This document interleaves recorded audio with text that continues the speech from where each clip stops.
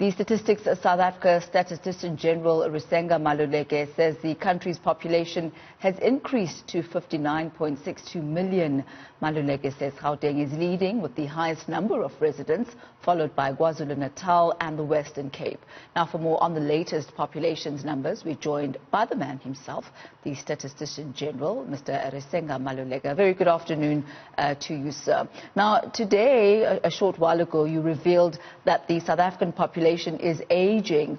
Now, what methodology do you use to come up with this determination? Well, for starters, it's that the South African population remains relatively young. About 60% of South Africa's population is younger than 34 years. It's actually between 0 and 34 years. And as such, those that remain aging, we observe them largely in the white population group.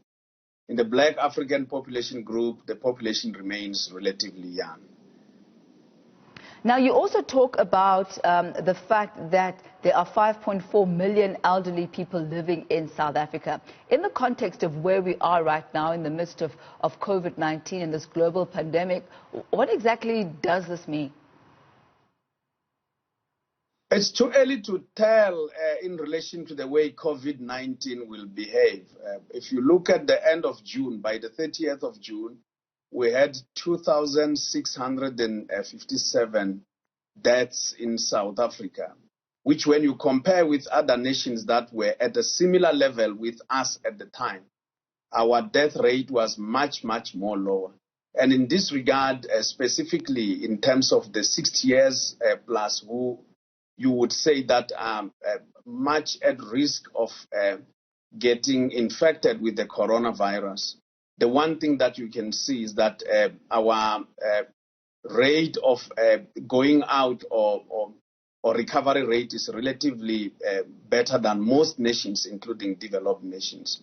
The second issue in relation to that population age cohort is that certainly while they remain in that space in terms of the age cohort, it's too early to tell in relation to the effect of COVID-19. That is why you see, even in these media estimates, we haven't actually made inferences of the impact of COVID-19 because you are talking about only 3 months into which we have observed that, and it was not enough to sway the numbers that we have made available today.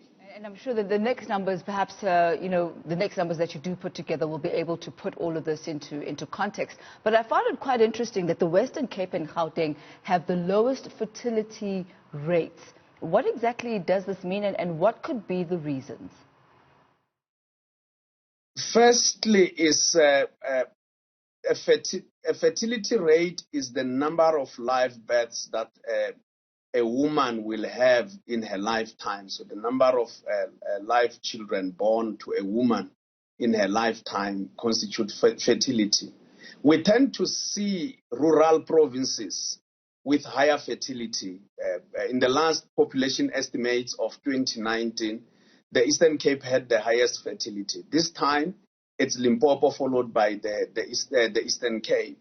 But Gauteng and the Northern Cape are below the national average. If you look at the Western Cape, my apologies.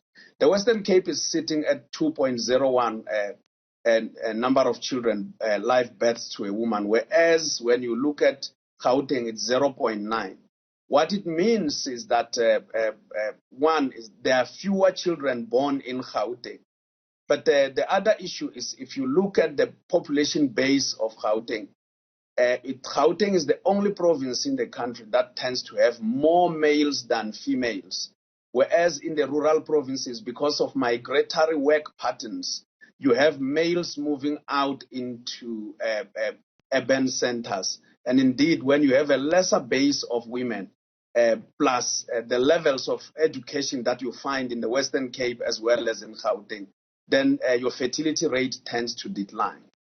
Unfortunately, we'll have to leave it at that. Time is not on our side, but riveting information that you are giving to us there, insights into the statistics of our country. Thank you so much. That's Mr. Risenga Maluleke there, the Statistician-General. Also very interesting that the median age in South Africa is between 23 to 27, and that life expectancy for women is around 68.5 years.